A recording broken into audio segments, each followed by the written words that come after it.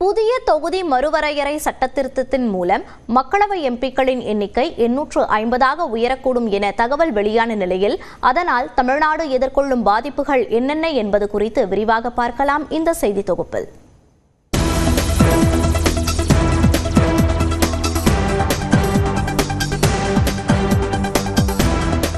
இந்திய நாடாளுமன்றத்தின் மக்களவை 1971ஆம் ஆண்டு மக்கள் தொகை கணக்கெடுப்பின் அடிப்படையில் 543 உறுப்பினர்களுடன் செயல்பட்டு வருகிறது.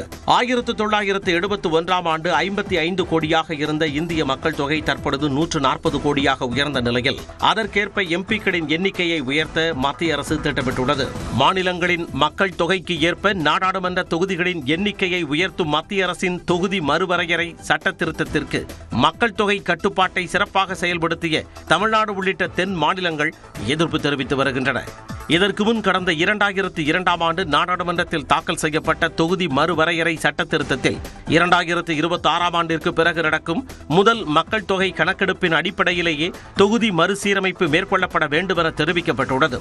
ஆனால் தற்போதைய மக்கள் தொகையில் ஏற்பட்டுள்ள மாற்றங்களை கொண்டு தொகுதிகளை சீரமைக்க மத்திய அரசு திட்டமிட்டுள்ளது. அதற்கேற்ற வகையில் தொகுதி மறுவரையறை மசோதா நாடாளுமன்றத்தில் அறிமுகப்படுத்தப்பட உள்ளது. இதற்காக நாளை மற்றும் நாளை மறுதினம் சிறப்பு நாடாளுமன்ற கூட்டத்தொடர் நடைபெறுகிறது. தொகுதி மறுவரையறை சட்ட திருத்த வரைவு மசோதாவின் நகல் வெளியான நிலையில் அதில் மாநில மக்களவை எம்பிக்களின் எண்ணிக்கை 543 இருந்து 850ஆகவும் யூனியன் பிரதேச எம்பிக்களின் எண்ணிக்கை 20 இருந்து 35ஆகவும் உயர்த்தப்பட உள்ளதாக தகவல் வெளியாகியுள்ளது. மகளிர் இடஒதுக்கீட்டை 2029ஆம் ஆண்டு மக்களவை தேர்தலிலேயே அமல்படுத்த முடிவெடுத்துள்ள மத்திய அரசு தொகுதி மறுவரையறை மசோதாவுடனேயே மகளிர் இடஒதுக்கீட்டு சட்ட திருத்த மசோதாவையும் நாடாளுமன்றத்தில் அறிமுகம் செய்ய திட்டமிட்டுள்ளது.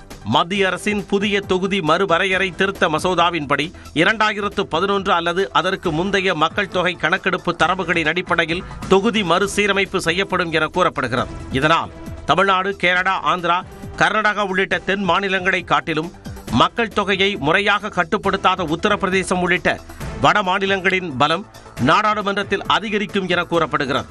உதாரணமாக தமிழ்நாட்டில் தற்பொழுதைய மக்களவை எம்பிக்களின் எண்ணிக்கை 39ஆக உள்ள நிலையில் புதிய தொகுதி மறுவரையறை மசோதா மூலம் உறுப்பினர் எண்ணிக்கை 50ஆக உயரக்கூடும் என கூறப்படுகிறது.